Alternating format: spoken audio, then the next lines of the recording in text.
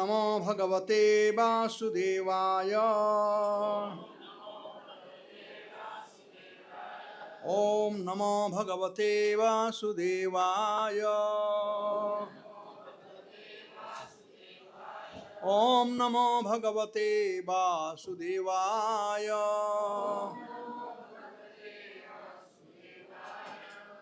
तो आज हम लोग प्रयास करेंगे 4 श्लोक बोलने का, लेकिन पता नहीं कहाँ तक पहुँचेंगे। चलिए तीसरा श्लोक 9 लेते हैं। तव कथामृतं तप्त जीवनं कविभिरीडितं कल्मषापहं श्रवणमङ्गलं श्रीमदाततं भुवि गृह्णन्ति ते भूरिदा जना भूरिदा जना भूरिदा जना। तव आपके कथामृतम कथामृत तप्त जीवनम भौतिक जगत में दुखियारों का जीवन कभी भी बड़े बड़े चिंतकों द्वारा ईडितम वर्णित कल्मष अपहम पापों को हरण करने वाला श्रवण मंगलम सुनने पर आध्यात्मिक लाभ देने वाला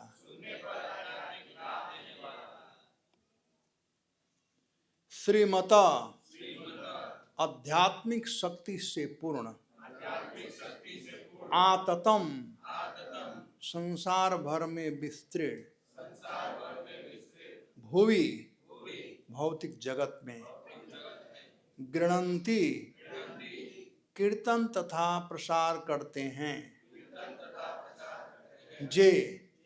जो लोग भूरिदा अत्यंत उपकारी जनः व्यक्ति हैं। अनुवाद। आपके शब्दों का अमृत तथा आपकी लीलाओं का वर्णन इस भौतिक जगत में कष्ट भोगने वालों के जीवन और प्राण है। विद्वान मुनियों द्वारा प्रसारित ये कथाएं मनुष्य के पापों को समूल नष्ट करती है और सुनने वालों को सौभाग्य प्रदान करती है। ये कथाएं जगत भर में विस्तृण है और आध्यात्मिक शक्ति से ओतप्रोत है। निश्चय ही जो लोग भगवान के संदेश का प्रसार करते हैं वे सबसे बड़े दाता हैं। तात्पर्य। राजा प्रताप रुद्र ने यह श्लोक भगवान जगन्नाथ की रथ यात्रा के उत्सव के समय श्री चैतन्य महाप्रभु को सुनाया था। जब महाप्रभु एक उद्यान में विश्राम कर रहे थे तो राजा प्रताप रुद्र विनम्र भाव से वहां गए और उनके चरण दबाने लगे। तब राजा ने श्रीमद् भागवत के 10वें स्कंद का 31वें अध्याय गोपी गीत सुनाया। चैतन्य चरितामृत में बताया गया है कि जब महाप्रभु ने तव कथा मृतम से शुरू होने वाले इस श्लोक को सुना तो वे भावावेश में तत्क्षण उठ खड़े हुए और उन्होंने राजा प्रताप रुद्र का आलिंगन कर लिया। चैतन्य चरितामृत मध्य लीला 14:4-18 में इस घटना का विस्तार से वर्णन हुआ है और श्रील प्रभुपाद ने अपने संस्करण में इसकी विस्तृत टीका की है। ओम अज्ञानतिमिरान्धस्य ज्ञानाञ्जनशलाकया चक्षुर्जनिमृतं येन तस्मै श्रीगुरवे नमः। जय श्री कृष्ण चैतन्य प्रभु नित्यानंद श्री अद्वैत गदाधर शिवासादि गौरभक्त। हरे कृष्णा कृष्णा कृष्णा हरे राम राम राम। तो जैसा कि मैं पहले दिन बताया था कि यह जो कथा है इस संयोग और वियोग दोनों का कथा है और दोनों एक साथ हो रहा है, संयोग और वियोग। संयोग का मैं अर्थ बताया था, संयोग का मतलब जुड़ना, सम्यक रूप से बन जाना, उसी का हो जाना। और वियोग का मतलब वह व्यक्ति हमसे छूट गया है। या दूसरा अर्थ यह भी हो सकता है जिससे प्रगाढ़ प्रेम है। दोनों का प्राय एक ही अर्थ होता है, लेकिन संयोग का मतलब इससे प्रगाढ़ प्रेम हो और वियोग का मतलब जो छूट गया हो। जैसे कभी कभी हम देखते हैं, मैं उदाहरण दिया था, जिसको हम खूब प्यार करते हैं, चाहे बेटा हो चाहे कोई हो, यदि उसका देहांत हो जाता है तो हम लोग रोते हैं और कहते हैं तुम बोलते क्यों नहीं हो, तुम सोए क्यों हो, बहुत देर तक तुम सोए रह गए, अब उठो, इत्यादि। तो वही भाव यहाँ पर समझ करके हम लोग उसी बात को लेकर के हमें समझना चाहिए। गोपियां कृष्ण से एक बात कह रही है डायरेक्टली। कृष्ण वहीं हैं, कृष्ण कहीं गए नहीं हैं, कल अंतर्हित हुए, अंदर चले गए हैं और कृष्ण सब सुन रहे हैं। तो एक तरह से देखा जाए तो वार्तालाप हो रहा है गोपियों का कृष्ण से। तो छठे स्कंद में, छठे श्लोक में हम लोगों ने कल कथा सुना था, जहाँ पर गोपियों ने भगवान से प्रार्थना थी कि हे श्याम सुंदर, आप हमें दर्शन दें। वो दर्शन के अभिलाषी थी। और आज का जो श्लोक शुरू हो रहा है, श्लोक संख्या 7 से, प्रणतदेहिनां पापकर्षणं तृणाचरानुगं श्रीनिकेतनं फणिफणार्पितं ते पदाम्बुजं कृणुकुचे सुना कृच्छिहृदयम्। तो गोपियां भगवान से प्रार्थना कर रही हैं कि हे वृंदावन बिहारी, आप चतुर्विध पुरुषार्थ को प्रदान करने वाले हो। 4 प्रकार के पुरुषार्थ हैं, धर्म, अर्थ, काम और मोक्ष। लेकिन जो भक्त लोग होते हैं इसमें से किसी पुरुषार्थ को नहीं चाहते हैं, वे लोग पंचम पुरुषार्थ को चाहते हैं और वह है प्रेम। तो कहते हैं कि आपका जो श्री चरण है वह समस्त पुरुषार्थों को का परिपूरक है, सब कुछ देने वाला है, सब समर्थ है। हम लोग इसका, आपके चरण कमलों का किस प्रकार से वर्णन कर सकें। और चरण कमलों का ही यहाँ पर वर्णन किया गया है। और अंत में गोपियां कह रही हैं कि कृणु कुचक्षसु न कृंद हृदयम। वे कह रही हैं कि आप कृपा करके अपने चरण कमल को हमारे वक्षस्थल पर रखिए। कुचेशु का मतलब है स्तन, हमारे स्तनों पर अपने चरण कमल को रख कर करके और हमारे काम वासना को कृंधि काट डालिए, हमारे काम वासना को अब काट डालिए। तो पहला श्लोक, इसके पहले वाले में दर्शन का अभिलाषा, अभी यहाँ पर कह रही है कि अपने चरण कमल को हमारे, अपने हस्त कमल को हमारे सिर पर और चरण कमल को हमारे वक्षस्थल पर रख करके और हमें शांति प्रदान कराएं। तो मानो कृष्ण कह रहे हैं, अरे तुम लोग तो हमारा दर्शन चाहती थी, अभी दर्शन की इच्छा थी, लगता है उससे तुम लोगों का पेट नहीं भर रहा है, अभी बाकी रह गई है, इसलिए तुम ऐसा बात कह रही हो। तब गोपियां कह रही हैं कृष्ण से कि हे काम विनाशक, न कृच्छि हिक्षयम, हे काम विनाशक, हमारी समस्त कामनाओं को आप नष्ट कीजिए। अपने चरण कमल को हमारे वक्षस्थल पर रख कर करके हमारे काम वासनाओं को नष्ट कीजिए। ये काम वासना हृदय में बैठा रहता है। काम वासना जो है हमारे हृदय में रहता है। तो ये काम वासना जो है ये आज से नहीं जन्म जन्मांतर से है। तो काम क्या है यह जानना जरूरी है। निज इंद्रिय तृप्ति तार नाम काम, और कृष्ण इंद्रिय प्रतिवांछा धौरे प्रेम नाम। जब हम अपने इंद्रियों को तृप्त करने की इच्छा रखते हैं तो वह काम कहलाता है।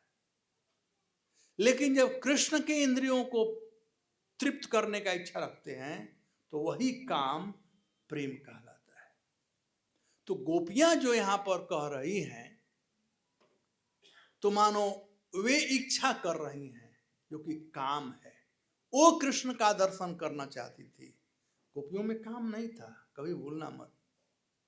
लेकिन बड़ा से बड़ा भक्त भी यदि कोई इच्छा करता है अपने लिए तो काम ही है। भले प्रभुपाद ट्रांसडेंटल है, वो दिव्य काम है, लेकिन है काम। इसलिए वे कह रही है कि हमारे हृदय में जो काम की भावना है, जो काम वासना है, उसको आप छीन भिन्न कर दीजिए। और वह तब हो सकता है जब आपका चरण कमल हमारे वक्षस्थल पर आए, आप रखे तब। यहां गोपियां एक ही कामना कर रही है और वह है काम वासना छीन हो जाए। तो हमें भी भगवान से यही प्रार्थना करनी चाहिए कि काम की जो वासना है, इंद्रिय तृप्ति की जो वासना है, भगवान ऐसा करें कि वह वासना खत्म हो जाए। संसार में हम लोगों को बांध कर रखने वाला यदि कोई है तो इंद्रिय तृप्ति की भावना, वो काम वासना, काम ही हम लोगों को यहाँ पर बांध करके रखा है। तो हम लोगों को भगवान से यही प्रार्थना करनी चाहिए। अच्छा, गोपियां जो हैं वे भगवान से प्रार्थना करें कि हमारे काम वासना को खत्म कर दीजिए। गोपियां काम सुख नहीं, काम सुख की को खत्म करने की बात नहीं कह रही है। काम की इच्छा को, जो वासना है, उसको खत्म। न रहे बांस न बाजे बांस, तो वही कह रही है। और यह जो काम वासना है, इसको कोई यदि दूर कर सकता है तो केवल गुरु और कृष्ण ही दूर कर सकते हैं। साधु और वैष्णव, गुरु और वैष्णव कृष्ण की कृपा से इसे दूर कर सकते हैं। उनके ही हाथ में शक्ति है। जैसे साधु लोग हमें भक्ति प्रदान कराते हैं, कृष्ण की कृपा से भक्ति की प्राप्ति होती है। ये हरे कृष्ण महामंत्र का हम जप करते हैं। हरे कृष्णा कृष्णा कृष्णा हरे हरे, हरे राम राम राम। चाहे कथा सुन रहे हैं, ये सब जो है एक काम वासना को दूर करने का तरीका है। दूर करने का मतलब, आज तक हमें इच्छा है कि मैं अपने इंद्रियों को तृप्त करूं, लेकिन साधुओं से सुन करके हम समझते हैं कि यदि हम कृष्ण के इंद्रियों को तृप्त कर देंगे तो हम अपने आप सुखी हो जाएंगे। जैसे पेड़ के जड़ में यदि कोई जल डालेगा तो पत्ता पत्ता हरा भरा हो जाएगा। पेट में भोजन डालेंगे तो सब अंग प्रत्यंग शक्ति को प्राप्त करेंगे। प्रभुपाद जी तीसरा उदाहरण दिए हैं कि यदि हम अपने चेहरे को सजाएंगे तो दर्पण में जो छवि दिखाई पड़ेगा वैसे ही दिखाई पड़ेगा जैसे अपने को सजाए। तो वैसे ही यदि भगवान खुश हो जाएंगे तो हम तो उनके परछाई हैं, हम तो अपने आप खुश हो जाएंगे। इसीलिए साधु, शास्त्र, गुरु सब लोग यही कहते हैं, जो भी कार्य करो कृष्ण के प्रसन्नता के लिए करो, क्योंकि उनमें ही एकमात्र ये शक्ति है जो उनके ही हाथों में है, तो काम वासना को वो खत्म कर सकते हैं। तो काम वासना खत्म करना ये हमारा साध्य है, ये हमारा लक्ष्य है। और साधु लोग साधन बताते हैं, कहते हैं कैसे काम वासना को हम खत्म कर सकते हैं। ये काम ही है जो हम लोगों को बांध कर इस संसार में रखा है। तो इस प्रकार से गोपियां भगवान से प्रार्थना कर रही है कि हे कृष्ण, आप अपना हस्त कमल हमारे मस्तक पर तथा अपना चरण कमल पदाम्बुजम ते पदाम्बुजम, आपका चरण कमल जो है वो हमारे वक्षस्थल पर स्थापित करें, जिससे हमारा जो काम वासना में हम जल रही हैं वो शांत हो जाए, शांत कराइए। तो मानो कृष्ण कह रहे हैं कि क्या हम तुम लोगों का नौकर थोड़े हैं कि तुम लोग बुलाओगी और मैं आ जाऊंगा, और हमारा चरण कमल इतना सस्ता थोड़े है कि हर किसी के हृदय पर आकर के मैं अपना चरण कमल स्थापित करता फिरूं। इस प्रकार से कृष्ण कह रहे हैं। तो गोपियां कहती हैं यहाँ पर कि हे कृष्ण, तृणाचरानुग, जब आप गोचारण करने जाते हैं तो आपका चरण कमल तृण पर पड़ता है, घासों पर पड़ता है। तो क्या हम घासों से में गए गुजरे हैं क्या? जब घास पर आप पैर रख देते हो तो भगवान एक तरह से कह रहे हैं कि घास बड़े नम्र होते हो और तुम लोगों में अभिमान है।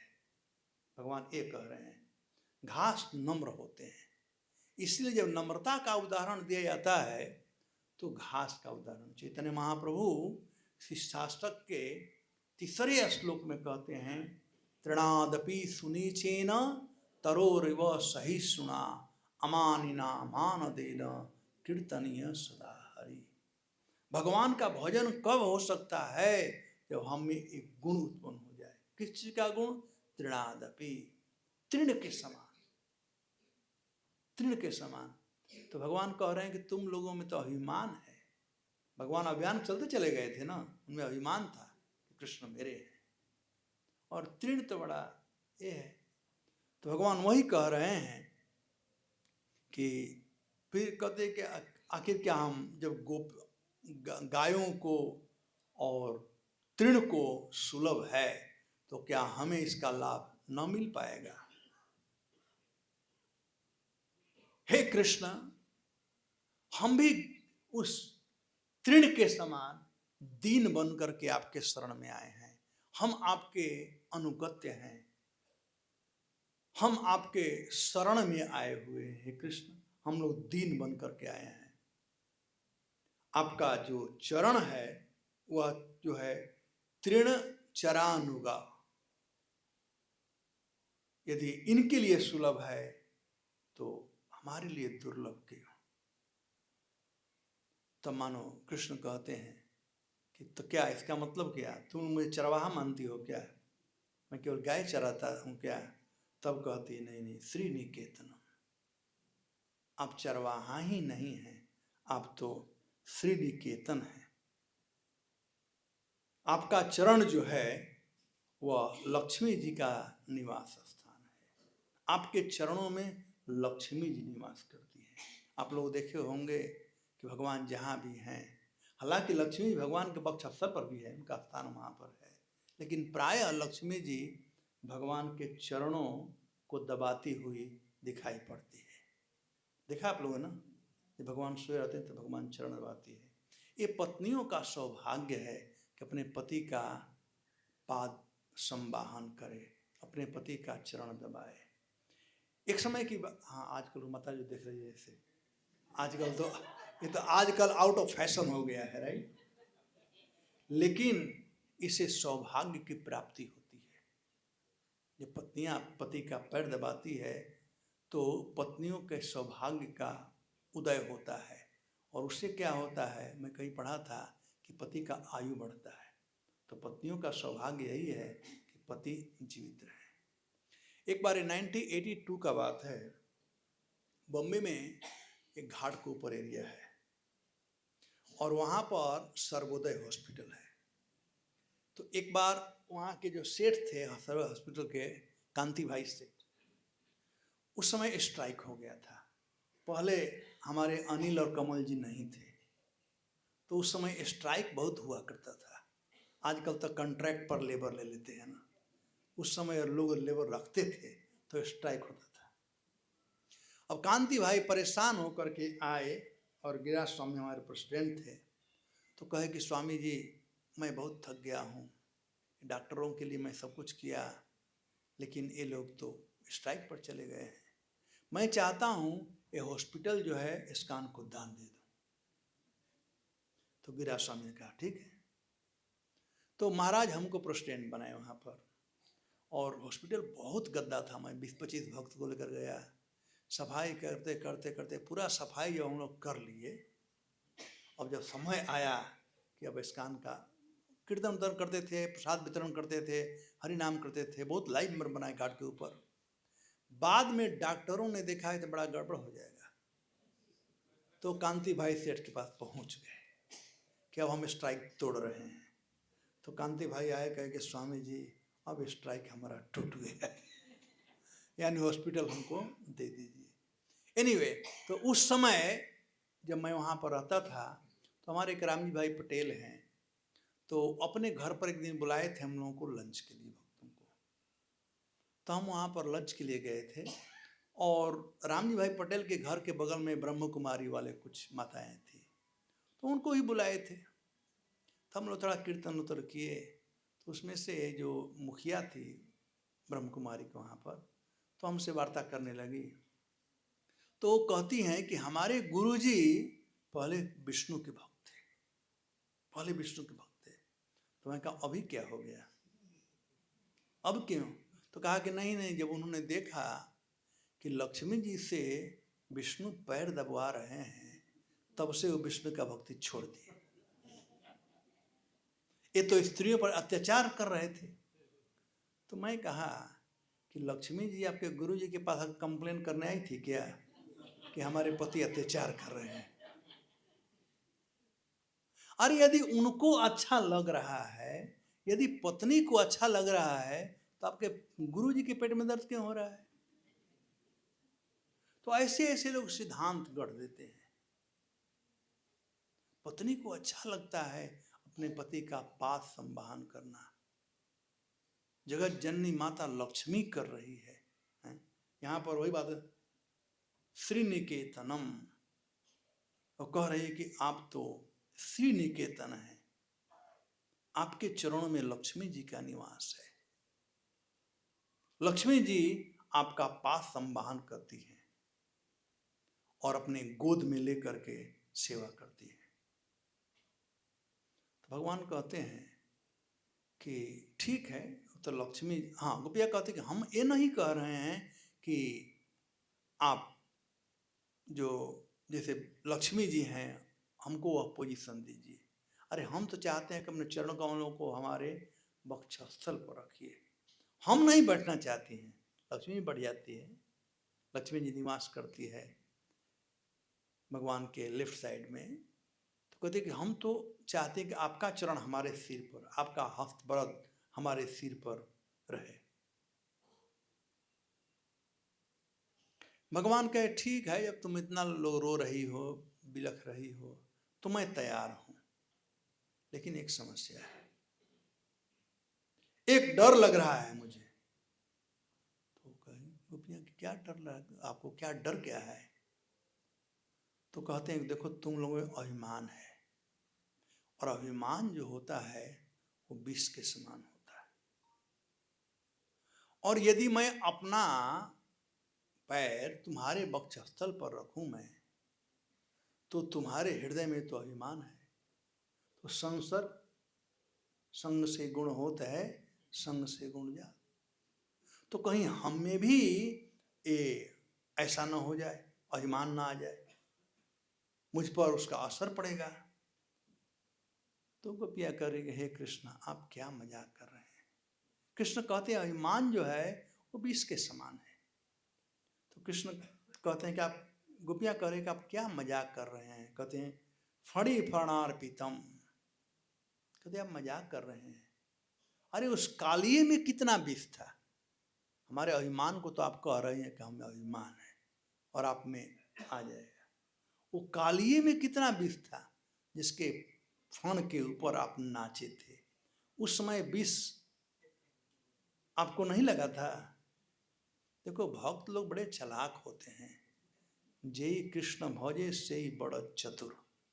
जो कृष्ण का भजन करता है बहुत चतुर होता है। तो क्या सटीक गोपियों ने उनको जवाब दिया कि हमारे अहंकार का जो विष आपके चरणों में पड़ जाएगा, आपको इसका डर है। तो उस दिन क्या आप सोच रहे थे, आप मजाक कर रहे हैं कि जब कालिए जैसे बिस्तर के मस्तक पर आप नाच रहे थे, जब कालिए के विष का असर नहीं पड़ा, तब हमारे अहंकार अभिमान का असर कैसे पड़ेगा। और यदि ऐसा भी होता भी है, मान लो हो भी जाएगा, तो आप ही ने कहा है ना कि मैं विष पान कर लूंगा अपने भक्तों का। सर्वधर्मान परित्यज्य माम एकम शरणम व्रज अहम त्वाम सर्व पापे भो मोक्षयिष्यामि मा शुच। मैं सब विष पान करूंगा, सब पाप को ले लूंगा। तब कहते हैं प्रणतदेहिनाम पाप कर्षणम। हे कृष्ण, जो भी आपके शरण में आ जाता है, जो आपको प्रणाम करता है, आपका चरण स्पर्श करता है, तो आप क्या करते हैं, वैसे प्रणतदेही लोगों को आप क्या करते हैं, पाप कर्षणम, उनके पाप को नलिफाइड कर देते हैं। वास्तव में कृष्ण पर पाप थोड़े लगता है, ये तो गोपियों का भाव है और कृष्ण का भाव है।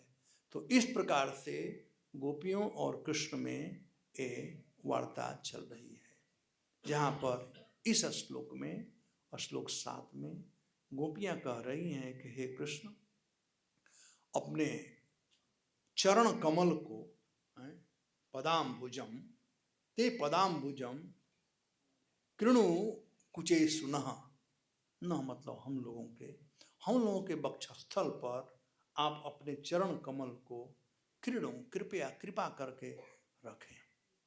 और उसके तर्क में ये गोपियां बताई हैं कि हाँ, जब भगवान कृष्ण गोचारण करने जाते थे तभी और आते थे तभी, दोनों समय गौओं को कृष्ण के चरणों के दर्शन का लाभ मिलता था और रखते थे तृण पर।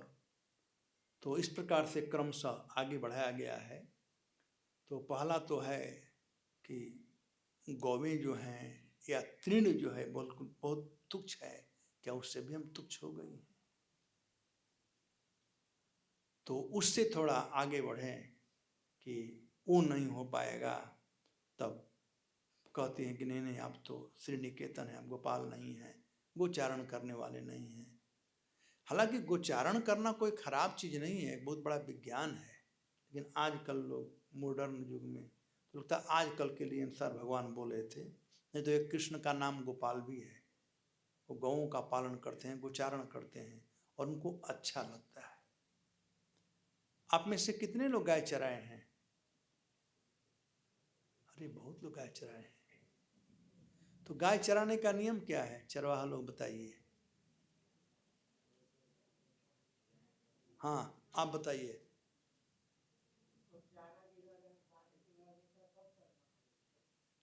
नहीं नहीं नहीं, जब गाय चराने के लिए ले जा रहे हो उसे गोचारण कहते हैं। आप तो ग्वाला का बात कर रहे हो, मैं ग्वाला का बात नहीं, मैं चरवाहा का बात पूछ रहा हूँ, जो गाय को चराने ले जाता है। एक तो गौशाला में खिलाता है, जैसे कल्पेश भाई खिलाते हैं, वो तो वो तो ग्वाला हो गया, गाय दुहेगा, गाय को खिलाएगा। जो गाय चराने जाएगा उसमें कितने लोग हैं गाय चराने वाले में से? चलो चलो, आप बताओ पीछे। हाँ, चराने वाला बताए।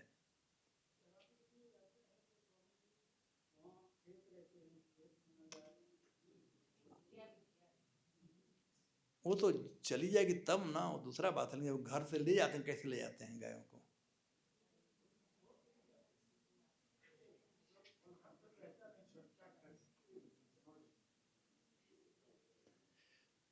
ओके, और कोई क्लियर बताएगा?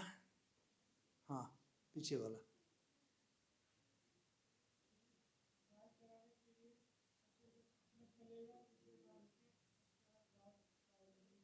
हाँ वो तो डंडा उंडा ठीक है ना, कलेवा अपना ले लेना चाहिए, बात सही है, सही का वही बात है। हाँ जी बताइए, आप ही बता दीजिए, रूपचरण जी बताइए।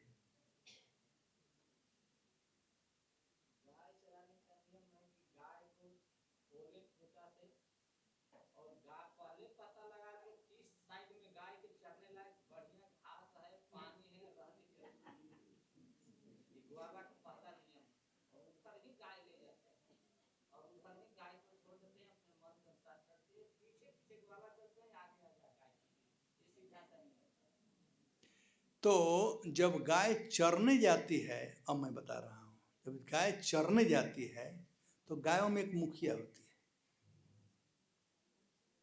और वो जिधर जाएगी सब उसको फॉलो करेंगे। जब चरने गाय जाएगी तो आगे भूल कर मत रहना, उनको ही आगे रखना, ये पहला नियम है। और गाय जब चर करके आएगी तो जो गाय चराने के चरवाहा है उसको आगे रहना चाहिए, नहीं तो गाय भाग कर आती है बच्चों के लिए ना, चरवाहा रहेगा तो भाग करके नहीं आएगी, स्लो आएगी। ये भागवतम में श्लोक है, बरहा पीडम नटवर बपो करणयो कर्णिकारम। आपने देखा होगा कैसे कृष्ण बलराम आगे आ रहे हैं बांसुरी बजाते हुए और गौएं पीछे पीछे आ रही, तो गोचारण कर करके आ रहे हैं। तो याद रखना, मगर विज्ञान है ये, केवल फिजिक्स केमिस्ट्री मैथ ही विज्ञान नहीं है, एक गाय चराना भी बड़ा विज्ञान है। आप लोग तलासरी आ जाना, हम बता देंगे कैसे चलाते हैं, हमारे भक्त लोग ले जाते हैं। तो भगवान जब यह बात कहे तो कहे कि नहीं नहीं, आप तो श्री निकेतन हैं, लक्ष्मी जी के जो हैं आप, लक्ष्मी जी का निवास स्थान है आपके चरणों में, और आपके वक्षस्थल में लक्ष्मी निवास करती हैं, हम तो आपकी दासियां हैं, हम तो चाहते हैं कि आप अपना चरण हमारे वक्षस्थल पर रखें। तो इस प्रकार से वार्ता हुई। उसके बाद अब आगे का श्लोक है, मधुरया गिरा बल्गुवाक्यया बुधा मनोज्ञया पुष्कर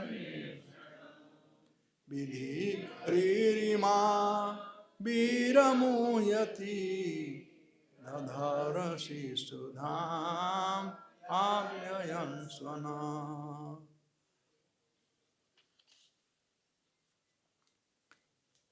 हे पुष्करिणक्ष, हे वीर, हे कमल नयन केशव, हे पुष्कर लोचन पुरुषोत्तम, विद्वानों को हृदय को आह्लाद एवं आदर देने वाली मनोहर वचन, मधुर अमृत श्रावणी वचन सुधा से हम सब मुग्ध हो गए हैं। हे नाथ, हे वीर, अब तो हम आपकी बन गई हैं, इसलिए कृपया अपना अधरामित पान कराकर जीवन प्रदान करें। अब इस श्लोक में, श्लोक 8 में अधरामृत पान का अभिक्षा कर रही हैं गोपियां, अब प्रार्थना कर रही है अधरामित पान कर करके जीवन दान करने के लिए। तो भगवान कह रहे हैं कि तुम लोग तो कह रही हो कि हम मर रहे हैं, हम लोग जीवित नहीं हैं, लेकिन तुम लोग तो जीवित हो जीवन दान के लिए। एक तरफ तो मेरे विरह में तुम लोग दुखी हो, मेरे विरह में, और कह रहे हो कि जीवन धारण नहीं कर पाएंगे, लेकिन दूसरे तरफ तुम लोग जीवन धारण करना चाहती हो, जीवन प्रदान कराने के लिए बात कह रही हो कि जीवन हमें दीजिए अधर पान करा कर करके। तो भगवान कहते हैं कि इसका मतलब कि तुम लोग का जो प्रेम है हमारे प्रति, उसमें निष्कपट भाव नहीं है, इसमें कपट भाव वाला प्रेम है, इसमें कुछ कामना है। कामना से भगवान के पास जाएं वो भी सही है, लेकिन वो उतना सही नहीं है जितना कि हम निष्काम भाव से जाएं। यदि कोई भगवान से मांगेगा, वो भगवान से क्या मांग सकता है? जो आज जरूरत है वही मांगेंगे ना। कल क्या चाहिए वो तो हम जानते भी नहीं है। वह भी अलग अलग लोगों के लिए अलग अलग वस्तुओं की आवश्यकता होती है। छोटे बच्चे हैं, उनसे कहो कि भगवान से तुम मांगो तो मांगेगा क्रिकेट बॉल मांगेगा, है? या जिसमें उसका आनंद आता हो, या पढ़ना चाहता हो तो अपनी पढ़ाई में कि मैं पास हो जाऊं परीक्षा या फर्स्ट क्लास फर्स्ट से।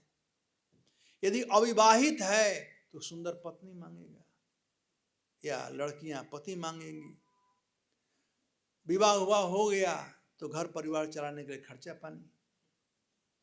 तो लिस्ट कमी नहीं है, लिस्ट बड़ा होता है, लेकिन अपनी आवश्यकता के अनुसार ही हम मांगते हैं, क्योंकि भविष्य को हम जानते नहीं हैं।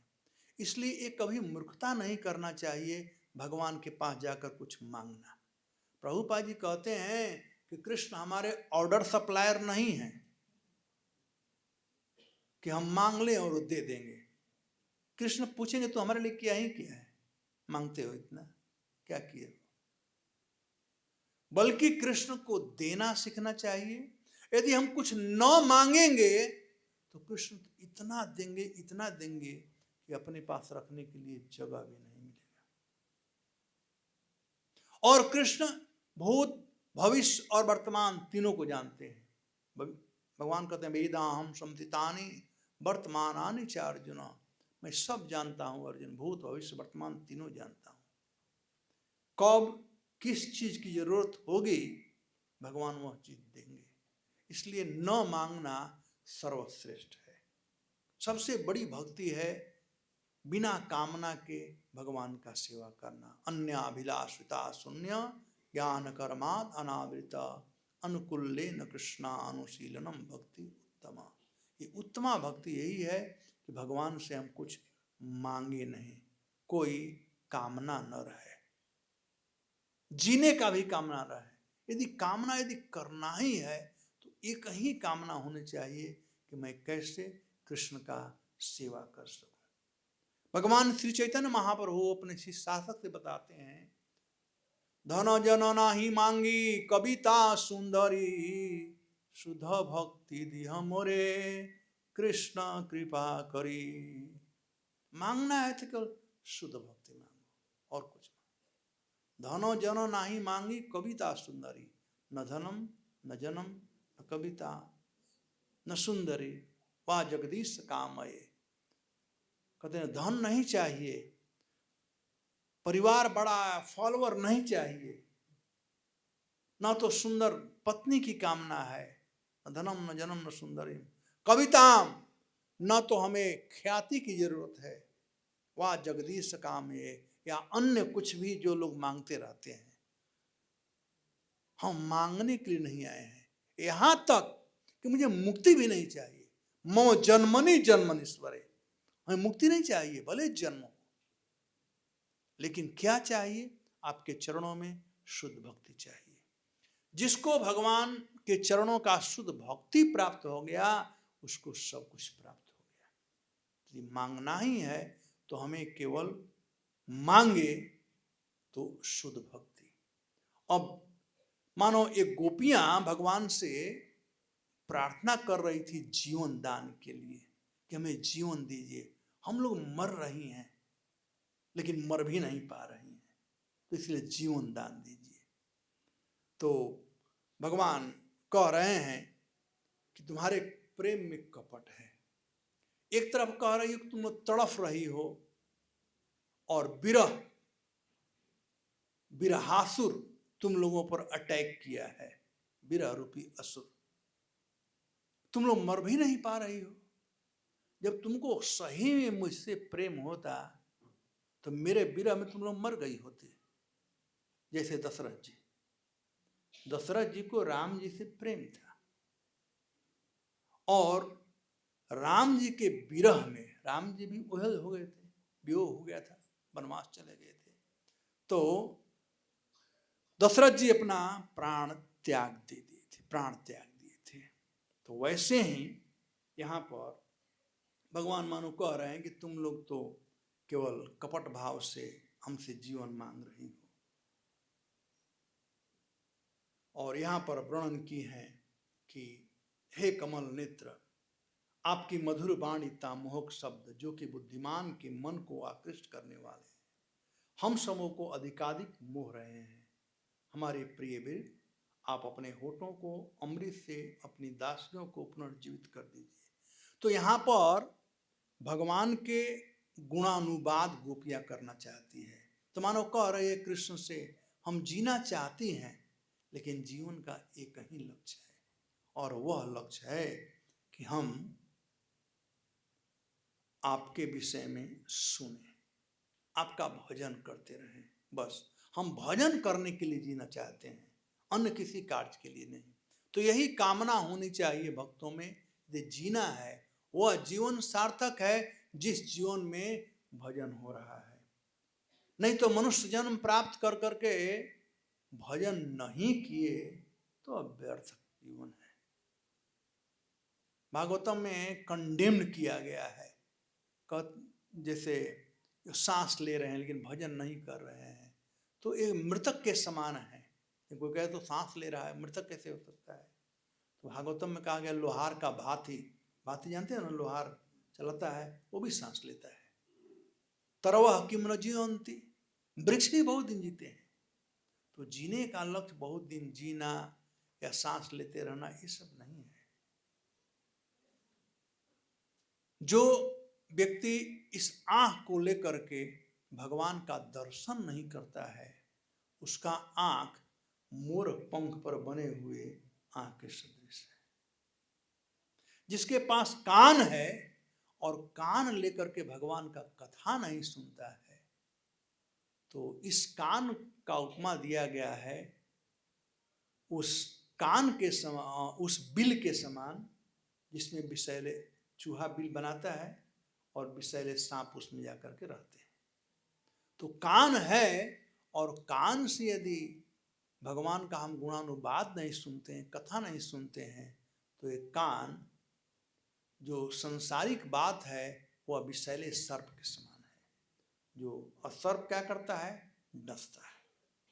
तो ये विषैले जो बातें हैं संसार की, वो हमारे कान में जाकर करके और हमारे जीवन को बर्बाद कर देती है। कभी कभी बाप माँ कहते हैं हमारा बेटा इतना अच्छा था, इतना बदमाश कैसे हो गया? क्योंकि वो विषैला बात सुना है बाहर जाकर के। आपके साथ में अच्छा था, आपने अच्छा बात सुनाया। तो जैसा हम अन्न खाएंगे, जैसा बात सुनेंगे, ये इंद्रियां ग्रास्प करती है, ज्ञान इंद्रियां एक ज्ञान अर्जित करती है। जिसके पास जिह्वा है और जिह्वा लेकर के यदि भगवान का नाम नहीं लेता हो, तो कहा गया है कि वह जिह्वा जो है दादुरी के समान, वह जिह्वा मेढक के जिह्वा के समान है। प्रसाद के समय मेढक ट्र ट्र करना शुरू करते हैं, उस सांप को आह्वान करते हैं कि आओ मैं यहाँ पर खा लो। तो जिह्वा लेकर के यदि जिह्वा से भगवान का नाम नहीं जपते हैं, हरे कृष्णा कृष्णा कृष्णा हरे राम राम राम हरे हरे, तब वह जिह्वा मेढक के जिह्वे के समान है। तो हमारे पास इंद्रियां हैं, इन इंद्रियों का हमें सदुपयोग करना चाहिए कि भगवान के मनोहर जो हरि कथा है उसको सुनने में, भगवान का दर्शन करने में इत्यादि के द्वारा।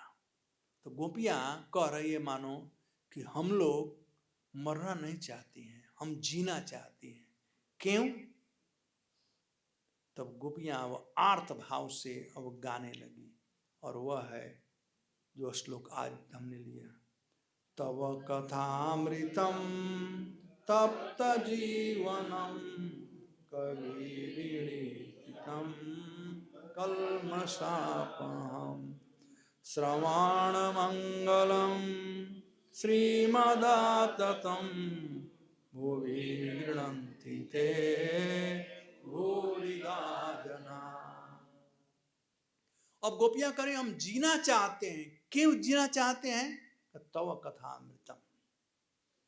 गोपी कहती है कि हे कृष्ण, आपका जो कथा है वह कैसा है?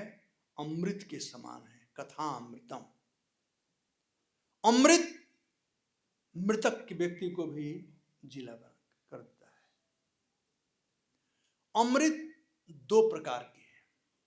एक अमृत जो स्वर्ग में प्राप्त होता है, जब देवता लोग और असुर लोग मिल करके समुद्र मंथन किए थे, तो समुद्र मंथन से एक अमृत प्राप्त हुआ था जो स्वर्ग लोक में रखा हुआ है। और दूसरा अमृत जो है वो हम सबको प्राप्त है, सब जगह है, और वह है कथामृत, नामामृत। भगवान का नाम भी अमृत कहलाता है, भगवान का कथा भी, जो भी भगवान से संबंधित है वो अमृत ही है। अब इस दोनों अमृत में देखा जाए भेद क्या है। जो स्वर्ग का अमृत है वह हमारे विषय वासना को बढ़ाता है, लेकिन जो कथामृत है, नामामृत है, वो विषय वासना को खत्म कर देता है। स्वर्ग का अमृत प्राप्त करने के लिए बहुत बड़ा पुण्य करना पड़ता है तो स्वर्ग में जाएंगे, लेकिन कथामृत के लिए अपने घर से इस हाल में आ जाओ बस। नाम जप करने के लिए, नामामृत प्राप्त करने के लिए माला उठाओ और नाम जपना शुरू कर दो। हरे कृष्णा कृष्णा कृष्णा हरे राम राम राम हरे। ये नामामृत है। स्वर्ग का जो अमृत है वो लिमिटेड है, जितना पैसा दोगे उतना ही मिलेगा, यानी जितना पुण्य होगा उतना ही मिलेगा, वो लिमिटेड है। लेकिन नामामृत और कथामृत अनलिमिटेड है। जो स्वर्ग का अमृत है उसको पान करते जाओ, पान करते जाओ, तो जो पान करने की जो इच्छा है वह खत्म होने लगती है।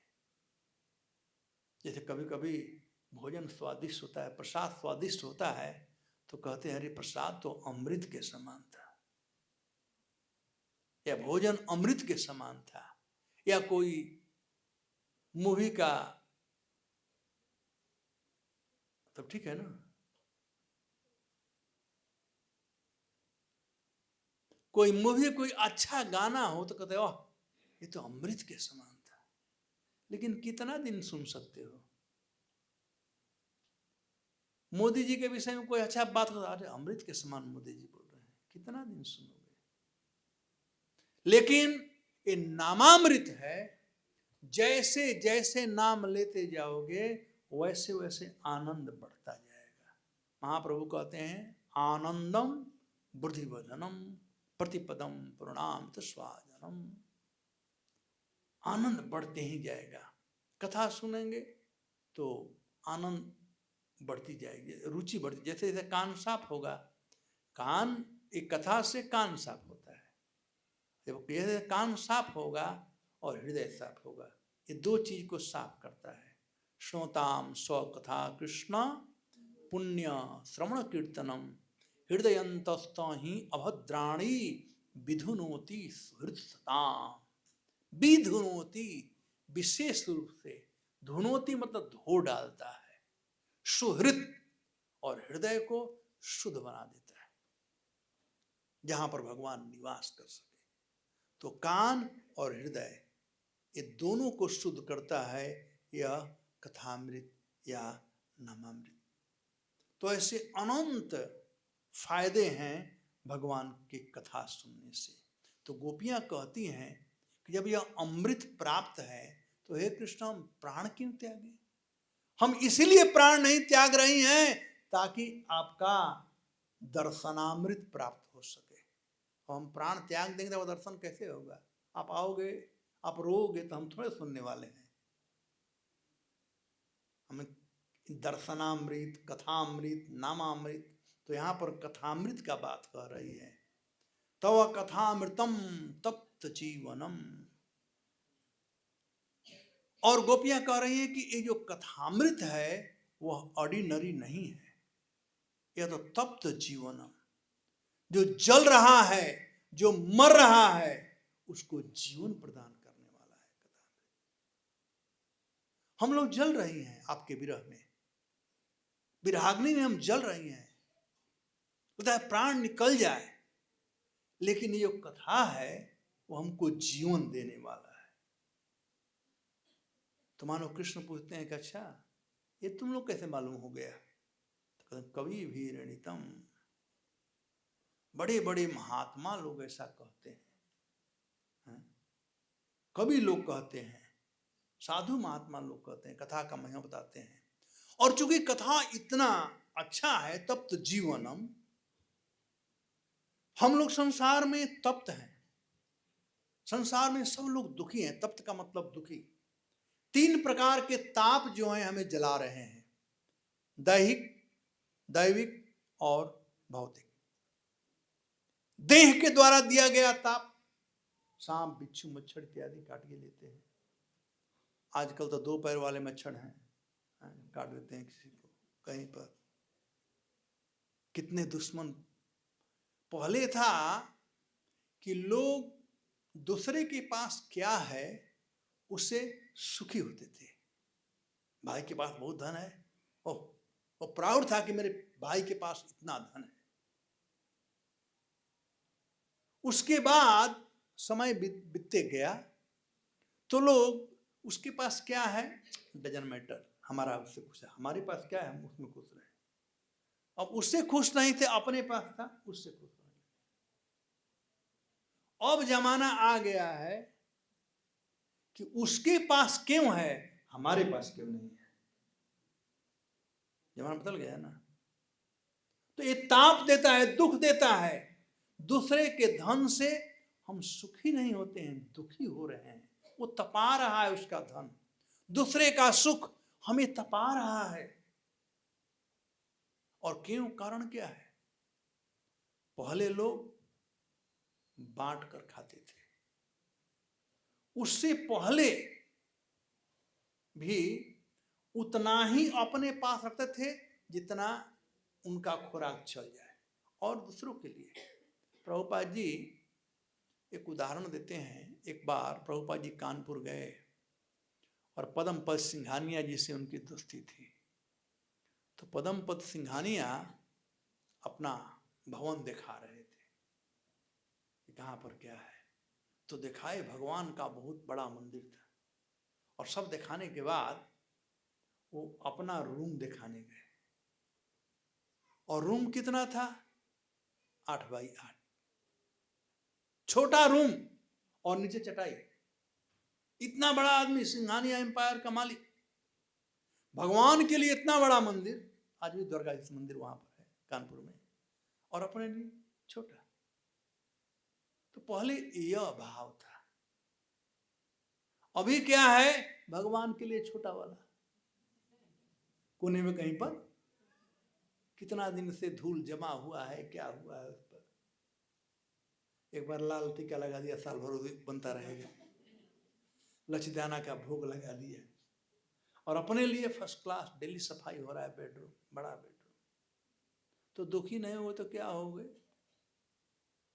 पहले लोग दूसरे के सुख से सुखी थे, बाद में लोग दूसरे को सुखी करने का प्रयास करने लगे, यानी बांट करके खाना पीना, भाईचारा। और आजकल स्वार्थ ऐसा हो गया है कि सबको दुखी कर दिया है। तो तप्त जीवनम, देह के द्वारा दिया गया दुख, दैहिक दुख कहलाता है। दैविक दुख, देवताओं के द्वारा दिया गया दुख, अतिवृष्टि, अनावृष्टि, विभिन्न प्रकार का दुख होता है। और भौतिक दुख यानी विभिन्न प्रकार का बीमारियां, मानसिक दुख, मेंटल। आजकल ज्यादा मेंटल दुख है, डिप्रेशन बहुत ज्यादा है। लोग जल रहे हैं, चिंता जला रही लोगों को। मैं कहा करता हूं, चिंता चिता समाहृत्य बिंदु मात्र विशेषत संजीव दहते चिंता, निर्जीव दहते चिता। जला रहा है चिंता सब, वो जल रहे हैं। और जल इसलिए नहीं रहे हैं कि हमारे पास नहीं है, जल इसलिए रहे हैं कि उसके पास क्यों है। तो चिंता में लोग जल रहे हैं। तो ये 3 प्रकार के ताप हैं, दैहिक, दैविक और भौतिक, और सब लोग जल रहे हैं। तो जो लोग इस जलन से बचना चाहते हैं, तीनों प्रकार के ताप से, तो उन सुधाजनों को, उन बुद्धिमान लोगों को क्या करना चाहिए? ये भागवत का कथा सुनना चाहिए। ये अमृत है, तव कथामृतम। हे प्रभु, ये अमृत है, जो मर रहे हैं उसको भी जिंदा करने वाला है। भागवतम के प्रथम स्कंद के 2 अध्याय में क्या कहा गया है? धर्म प्रोजित कैत ओत्र परमो निर्मशराणाम सताम वेदम वास्तवमात्र वस्तु शिवदम तापत्रयो नमूलनम श्रीमद्भागवतं महामुनिकृते किं वा परैरीश्वर सद्धो हृद अवरोध कृतभि शुश्रूषुभि तत्क्षणात्। तो कहते हैं तापोत्रयन उन्मूलनम। तापोत्रय 3 प्रकार के जो ताप हैं, यहाँ पर तप्त जीवन है। तापोत्रय उन्मूलनम, उन्मूलन का मतलब होता है जड़ से कबाड़ दे, खत्म कर दे कि कभी ताप हो ही नहीं, कभी दुख हो ही नहीं। तो गोपियां कह रही भगवान से कि आपका कथा कैसा है? तप्त जीवन, जो संसार में लोग दुखी हैं उनको जीवन प्रदान करने वाला है। संसार में कोई ऐसा माई का लाल नहीं जो कह सकता है कि मैं दुखी नहीं हूं। मैं चैलेंज करता हूं, यहाँ पर कोई है क्या? अनिल जी, वो दुख है ना? मुझे बार बार वो कथा याद आ रही थी, सत्य घटना याद आ रही है। एक बार मैं 93 या 4 का बात था, मैं न्यू जर्सी में कथा कर रहा था और ऐसे ही कह दिया कोई माई का लाल नहीं जो कह सकता है मैं दुखी नहीं। तो एक आदमी को बड़ा गुस्सा आ गया, वो खड़ा हो गया, हाउ डेयर यू से सो, आप ऐसा कैसे बोल सकते हो? कोई दुखी नहीं, कोई सुखी नहीं है। मैं सुखी हूँ, मेरी अच्छी पत्नी है, मेरे बच्चे हैं, स्कूल में जाते हैं, मेरा जॉब अच्छा है, बैंक बैलेंस अच्छा है, गाड़ियाँ हैं, अपना घर है, कोई मॉर्गेज नहीं है। ऐसे बात करने लगा अपना। तो मैं सुनते गया, तो मैं समझा कि ये पागल आदमी होगा, लेकिन कोई बात नहीं, सुन लेते हैं। जब पूरा बोल लिया तो मैं कहा कि आपका उम्र क्या है? तो कहा कि 65। अच्छा, तो देखा उसका बाल बिल्कुल काला था। क्षमा करना जो लोग अपना बाल रंगे इसके लिए ना। तो उसका बाल बिल्कुल काला था। तो मैं कहा कि ये आपका बाल ओरिजिनल है क्या? तो उसे और गुस्सा आ गया, कहा क्या कहना चाहते हो? देखो ना, हमारा तो है ही नहीं, तो उन्नूच रहा था। कहा कि देखो ओरिजिनल नहीं तो क्या है? मैं कहा वो नहीं कह रहा हूँ, मैं नहीं कह रहा विग लगाए हो, लेकिन हमारा पूरा बाल काला दिखाई पड़ रहा। क्यों? 65 ईयर में काला बाल दिखाई पड़ता है? कहा of course I have died it, मैं इसको रंग चढ़ाया हूँ। तब मैं कहा कि आप रंग क्यों चढ़ाए? आपको उजला बाल था, उसमें क्या तकलीफ था? क्या डैनी? जब आपको उजला बाल आपको दुख दे रहा है, then how dare you say that you are happy? सबने ताली बजाना शुरू कर दिया, आप लोग नहीं, वहां बजाया।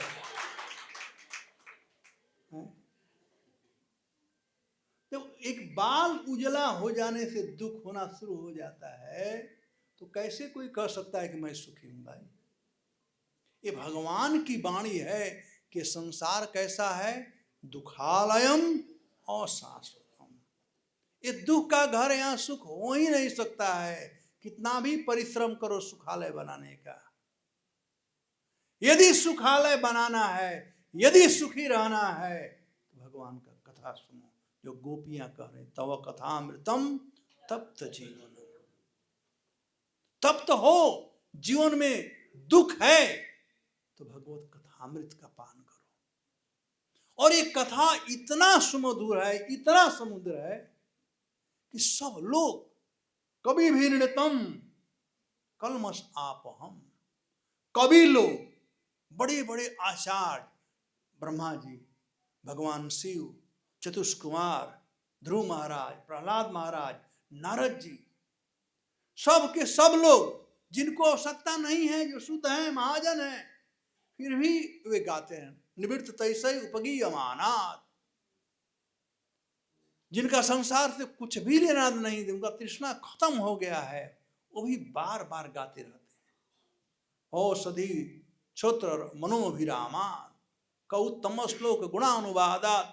अरे कौन ऐसा मूर्ख है जो कथा नहीं सुनेगा, जो केवल अमृत तुल्य है, यानी सबको सुनना चाहिए। इसीलिए एक कवि लोग, महान विद्वान वैष्णव, महर्षि व्यास देव, वाल्मीकि जी, ये रामायण महाभारत इसका रचना किए, क्योंकि उन्हें आनंद आता था, ये अमृत है, कवि हिरणितम। ये लोग बार बार इसका गुणानुवाद करते हैं। और कलमशाप हम, यह जो है ये कथा कैसा है, कलमश आप हम, समस्त प्रकार के पापों को नष्ट करने वाला है, समस्त प्रकार के पापों को ये दूर करने वाला है। कलमशाप हम, कोई पाप, चाहे कोई वर्तमानम से यद पापम यद भूतम यद भविष्यति, जो वर्तमान में पाप किया हो, यद भूतम जो भूत में किया हो, भविष्यति जो भविष्य में होने वाला हो, सर्वै निर्दहस्यासु गोविंद नल कीर्तनम, सब चीज को ये भगवत नाम जो है जला करके राख कर देता है। कोई कैसे भी नाम ले, ज्ञानाद अथवा अज्ञानाद उत्तम श्लोक नाम यत, चाहे जानकर कोई नाम लेता हो, चाहे अनजान में नाम लेता हो, कैसे भी भगवान का नाम ले, कैसे भी भगवान का कथा सुने, तो समस्त पापों को जला करके वो राख वैसे ही कर देता है जैसे सूखे घास में कोई आग डाल दे। चाहे छोटा बच्चा डाले, चाहे बुढ़ा डाले, चाहे जवान डाले, आग नहीं देखेगा कि किसने डाला है, उसका काम है जलाना। वैसे ही कथा कोई सुने, भगवान का नाम कोई ले, जान कर लो, अनजान में लो, कैसे भी लो, कलमश आप हम, जो कलमश है, जो पाप है, उसको कहता है आप हम, वो हनन कर देता है, खत्म कर देता है, भगा देता है। और आप सब जानते हो, पाप से दुख और पुण्य से सुख। तो सुखी होने का सरल तरीका है, पाप को भगाओ। और पाप भगाने का जो साधन है वह है भगवान का नाम और भगवान का कथा। ये दो ही साधन है, श्रवणम और कीर्तनम। तो इस प्रकार से कहते हैं कलमशापहम श्रवण मंगलम, जो कथा सुनता है उसका जीवन कल्याणमय हो जाता है, मंगलमय हो जाता है। ये मंगलम भगवान विष्णु भगवान करने से कुछ नहीं होने वाला है, वो मंगल नहीं होगा। लेकिन भगवान कथा सुने, भगवान का नाम ले तो जरूर मंगल होगा। गोपियां का श्रवण मंगलम, ये सुनना जो है हमारे लिए लाभदायक है, मंगलकारी है। जो सुनता है कथा उसका जीवन मंगलमय हो जाता है, वो मंगलकारी है। श्रवण मंगलम श्रीमदाततम, और जो कथा सुनता है, भगवान का नाम लेता है, वो सबसे धनी व्यक्ति बन जाता है। धन किसके पास कितना है, इसका परीक्षा आपके बैंक में कितना धन है उससे नहीं होगा। जब मरोगे तो क्या साथ में लेकर जाओगे, वही असली धन है। याद रखना, यहां धन कितना भी कमा लो, वो जो धन है वो काम नहीं आएगा। कौन धन काम आएगा? एक कथा का धन, एक कीर्तन का धन, ये आपका धन है। इस धन को भाई बांट नहीं सकता है, चोर चुरा नहीं सकता है, और यह धन हमेशा आपके साथ रहेगा, जीवित ही तो है और मरने के बाद भी। ये पाथे होगा, रास्ते का भोजन हो। कोई बता रहा था, गाय चराने से पहले हम कलेवर ले लेते हैं, तो ये कलेवर है रास्ते का, भगवत धाम जाने के लिए। तो अभी से व्यवस्था कर लेनी चाहिए। श्रीमदाततम उस व्यक्ति को संपन्न बना देता है, श्रीमद बन जाता है। संसार में कौन श्रीमद है? यहां पर लोग समझते इस पर धन है, वह श्रीमद है। यह धन है। जिसके पास ज्ञान है वह श्रीमद है, ये साइंसिस्ट लोग। जिसके पास सौंदर्य है वह श्रीमद है। लेकिन यदि देखा जाए ध्यान से, जो सुंदर है इस संसार में, कितना दिन सुंदर रहेगा? कितना दिन सुंदर रहेगा? चाहे हीरो हो चाहे हीरोइन हो, यदि मेकअप न रहे तो देखो कैसा लगते हैं, कितना भूत जैसा लगते हैं सब। वो सुंदर नहीं रह सकते हैं। धन है, कितना दिन रहेगा? ज्ञान है, कितना दिन रहेगा? पहले था कि एक लेटर लोग लिखना नहीं जानते थे। लेटर कहीं से आ गया तो गांव में एक आदमी पढ़ाता, उसे पढ़ाने जाते थे। अब लेटर का जमाना चला गया, अब तो ईमेल हो गया, अब व्हाट्सअप हो गया अलग अलग भाषा में। उसके बाद अब चैट जीपीटी आ गया है। अभी आ गया क्या? एआई, आइए क्या क्या एआई, आर्टिफिशियल इंटेलिजेंस। अब तो हमने जो पढ़ा लिखा है उसमें तो काम ही नहीं करता है, हमें समझ में नहीं आता है, मैं चिंतक को बोलना पड़ता कुछ करवाए। तो ज्ञान कितना भी प्राप्त करो, लेकिन नया नया आते जा रहा है। लेकिन यदि कोई भक्त बन जाता है तो कृष्ण सनातन है, कृष्ण की भक्ति सनातन है, कृष्ण के द्वारा प्रदत्त वस्तुएं सनातन है, तो नेम फेम ग्लोरी भी बढ़ते ही जाएगा। जो भक्त बन जाएगा हमेशा के लिए परमानेंट श्रीमद उसे प्राप्त हो जाएगा। वो श्रीमद व्यक्ति वही है जो कृष्ण का भक्त है। जो कृष्ण का भक्ति करता है वही श्रीमद व्यक्ति है। श्रीमदाततम।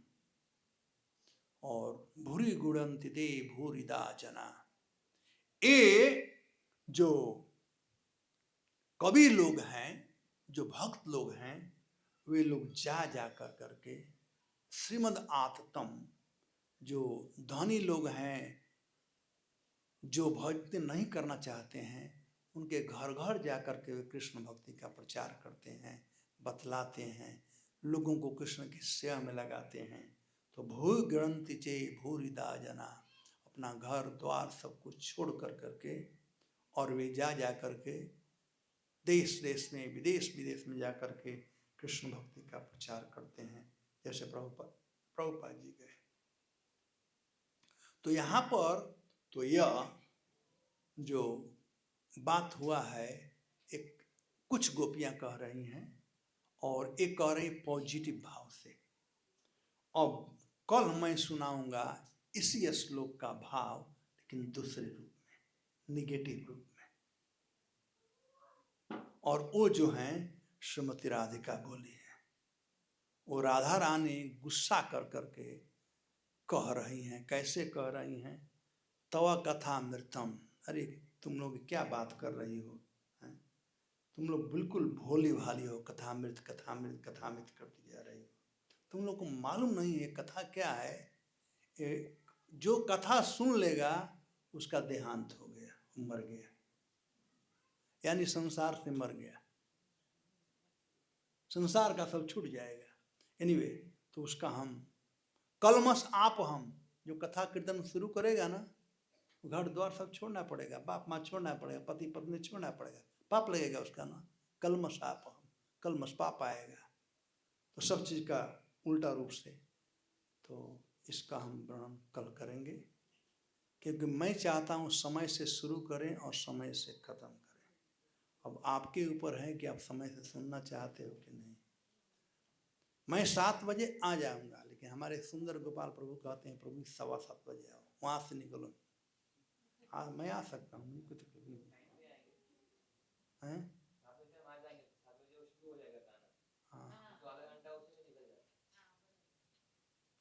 ठीक है,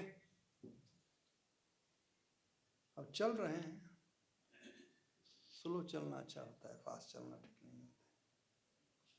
ठीक है, धन्यवाद। हरे कृष्ण। हरे